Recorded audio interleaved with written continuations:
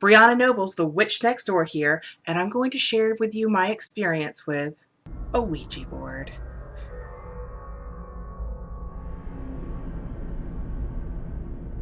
Alright, so I do not condone using Ouija boards at all. All the scary stories you've heard about them, some might be made up, but there are reasons frightening stories are associated with Ouija boards. First, you need to fully understand what a Ouija board is. It is a way for you to concentrate your energy and open a portal from the spirit realm into wherever you are. And the thing is, it's not concentrated enough. It just opens a door and anything that wants to come through can. That is the danger. So this is a story I don't share a lot. Not so much because people don't believe it, but more because a part of me is terrified that it's going to happen again by talking about it. I don't want to invite that back. But my experience with a Ouija board, oh wow. So I was probably about 14 or 15 years old, and I had realized that I lived in a trailer park, and the trailer I was living in was haunted. I knew it. But I never sensed anything bad from the spirit, but I wanted to communicate with it, and I didn't know how.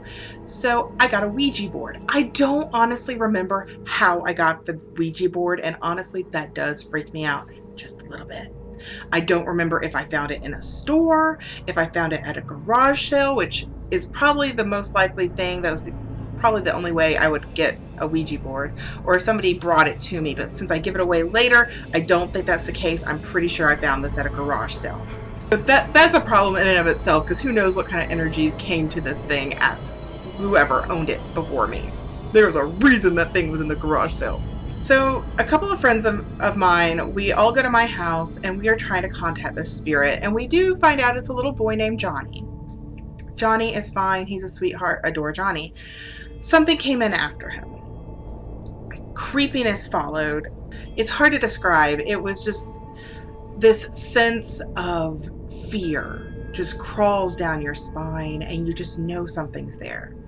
And whatever I let in, it did not leave when we closed that thing. Because let's face it, I was 14, 15 years old. I didn't know what I was doing. I probably didn't close the portal. But I did get rid of that Ouija board, and we will come back to that in a moment. Things started happening after we used it. I would have terrible nightmares, and you might think, oh no big deal. You just freaked yourself out. I mean, I was having terrible nightmares for years, up until we moved. I would wake up with scratches down my leg, and I'm not talking like fingernail scratches. It would look like a cat had come in and just clawed my legs, or somebody had just run a rusty nail down them. It hurt, it bled, and I would wake up with them in the morning, but by afternoon they would be gone, and it would just start over again that night. Not usually every night, but frequently enough that it freaked me out. I got to the point where I felt it was always in the closet, which I know is a cliche. To this day, I cannot sleep unless the closet doors are closed. So probably the final straw for all of this, like the creepiest thing that I remember, other than just all the small little things, was sitting in my bedroom watching television. And I look out my door, and right across my room was my brother's room. Nobody was in my brother's room. My brother was in the living room watching TV. No one had been in his room for a while, actually. And I start noticing that the vanity mirror that sits on top of his Chester drawer started shaking. Just a little bit. It starts rocking a little bit. And I'm like, what's going on? And all of a sudden, it just tilts all the way and just smashes everywhere. To this day, my brother believes I'm the one who smashed that mirror. No, I just sat there and watched it happen. And it was terrifying because you just feel that entity. Got to the point I couldn't sleep at night, most nights. Actually, it got so bad that I wouldn't sleep in my bedroom because that's where it lived. I would end up sleeping in the living room where I felt a little safer. It's not to say it never came into the living room, I just felt safer. But finally, my friends and I decide we've got to exorcise the house, because I keep telling my mom that the place is haunted and these things are happening, and she does not believe me. We decide we're going to exorcise the place. We get sage, I don't even remember everything we did, but we went through this whole ritual that we found online to exorcise my house and get rid of this evil entity. The next day, I'm sitting there and I hadn't really sensed it. So I'm like, maybe it worked and that would be awesome. So I'm sitting there, I'm watching TV in the living room. I'm just lounging around, not really doing anything. Nobody's home. And my friend calls me. One of my friends who was part of the exorcism called me, and she was cleaning her house. She is OCD. This is actually important to the story. She is OCD.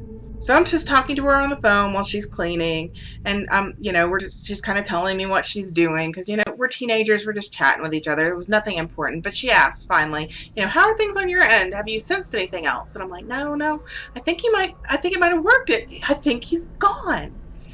And just as I said that, she gasped like this really frightened. I'm like, what? What's going on? And she goes, there's a handprint on my TV. Well, you're cleaning. I just dusted. There shouldn't have been any dust, but my TV is covered in dust and there's this handprint slashing down. And I might have blown that off, except my TV turned off all of a sudden. Like I told you, I was there alone. It just snaps off and I look at it and my TV is covered in dust with a handprint slashed down in front of it. Oh God, I get goosebumps. I don't know if you can see, I have goosebumps right now just remembering. It did not work. It just pissed him off. Yes, things got worse, but I think he was using so much energy sometimes that I would have longer spurts where he wasn't there. I did not get rid of this thing until I moved. Only after I left that house, and I guess he stayed behind. Nobody's ever bought that trailer to my knowledge. I believe it's actually been torn down. Where it is now, I don't know, which is why I don't really like telling the story, but I thought I would share it with you because I've been watching all these like creepy true stories on YouTube that I have been enjoying. And so I thought I would share that one with you. Now, as I said, I gave that Ouija board away to my cousin who ended up deciding she was going to use it. I did not tell her any of this was happening. Oh no, I did not. I was so mean. She still does not forgive me to this day. I gave her that Ouija board and she decides she's going to use it at home. And she's there with her friend and she has injured her foot. Her father was working on a motor and it had fallen on her foot and split her big toe in two. So she couldn't really move, so that's why they decided to use it that night. So they're just kind of playing around with it the way people do with a Ouija board. And they say if anybody's out there, knock 3 times. And barely a second later, there were 3 knocks right behind her head. And they freak out and run off. The reason they freak out isn't because, they didn't think, oh, somebody just was listening and they heard. No, because behind her head was a storage room that had been blocked off for months. There was no way anybody could have been back there. But she heard 3 distinct knocks. Don't mess with Ouija boards. Don't invite that stuff in. So do you have any creepy Ouija board or paranormal experiences you want to share? I would love to hear about them. Leave them in the comments. I will definitely be reading them. I love stories like that, especially if it is an experience you had. Please like this video if you enjoyed it. If you want more creepy paranormal stories that I find that are true, let me know in the comment section below. Subscribe for more magical paranormal stories, taste testings, and writing advice. Until next time, blessed be.